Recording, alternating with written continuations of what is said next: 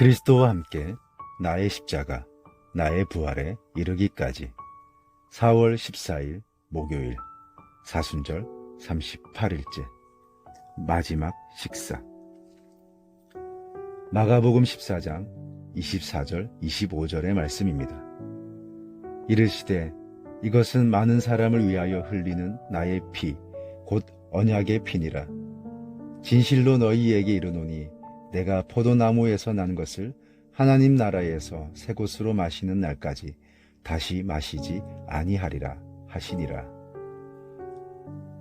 네덜란드 후기 인상주의 작가 빈센트 반 고흐는 친구로부터 성서화를 그려보라는 권면을 받고 온 열정을 다해 선한 사마리아인을 그렸습니다.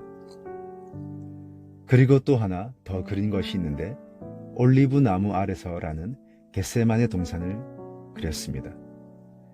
그런데 이상하게도 그 그림에는 예수님이 없습니다. 나뭇가지는 뒤틀려져 있고 줄기는 깊이 파묻혀 있습니다. 그러나 그 나무는 푸른 잎을 무성하게 맺고 있고 하늘엔 하나님의 빛이 비추고 있습니다. 예수님이 받고 있는 고통을 통해 수많은 이들이 생명을 얻어 푸르러지는 것을 올리브 나무를 통해 나타낸 것입니다. 유월절이 다가와 예수님과 제자들은 유월절 음식을 먹기 위해 준비된 곳에 모였습니다. 성서는 이날을 무교절 첫날, 유월절 양 잡는 날이라고 명시합니다. 식사를 하시던 예수님은 떡을 떼고 축복하셨습니다. 이것은 너희를 위한 내 몸이니 받으라, 먹으라 말씀하셨습니다. 그리고 잔을 들고 감사기도 하신 후 나눠주셨습니다. 이것은 많은 사람을 위하여 흘리는 나의 피, 곧 언약의 피니라. 받으라, 마시라 말씀하셨습니다. 그리고 예수님은 25절에서 알 수 없는 말씀을 하십니다. 내가 포도나무에서 난 것을 하나님 나라에서 새 것으로 마시는 날까지 다시 마시지 아니하리라. 유대인들은 유월절에 4번 잔을 든다고 합니다. 일종의 건배와 같은 의식을 가집니다. 첫 번째 잔은 전식, 곧 식사 전에 손을 씻기 전에 나눕니다. 예수님의 세족식은 이때 한 것으로 보입니다. 두 번째 잔은 과거를 기억하는 의미입니다. 세 번째 잔은 현재를 축복하는 의미입니다.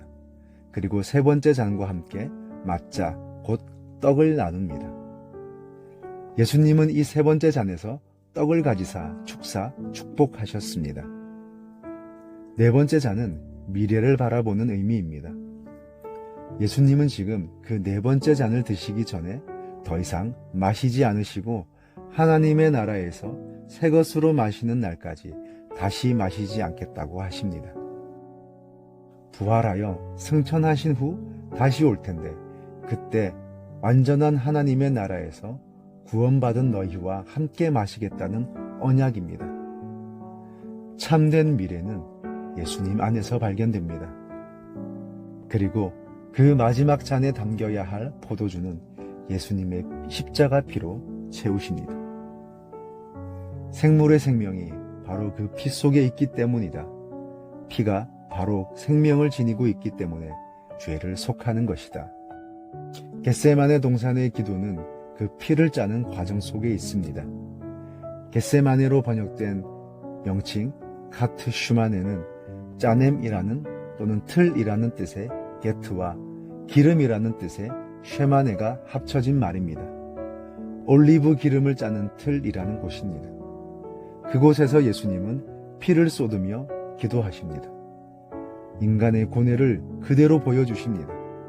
잠든 제자들을 깨워가며 기도 요청을 하실 정도로 고통스러워 하십니다. 인간의 고뇌와 고통, 죄인된 인간의 연약함을 모두 짊어지셨습니다. 예수님의 십자가는 쇼가 아닙니다. 예수님의 고난과 십자가는 그가 철저히 사람이 되어 고통의 터널을 지나가는 것을 보여줍니다. 가트 슈마네, 올리브 기름을 다 짜고 그 찌꺼기마저 거름으로 버려지듯 예수님은 자신을 고통과 버림당함에 내어주십니다. 푸른 잎과 같은 생명, 삶을 우리에게 주시려고. 우리에게 참된 미래, 하나님의 나라에서 주시는 포도주를 마시게 하시려고. 하나님, 제가 무엇이기에 주님을 내어주셨습니까? 주님의 살을 주시고 주님의 피를 주셨습니다. 소망 없는 저에게 미래의 소망을 주시고 고통과 버림을 당하심으로 푸른 잎과 같은 삶을 주셨습니다. 오늘 주님께 더 가까이 갑니다. 견인해 주옵소서. 예수님의 이름으로 기도합니다. 아멘.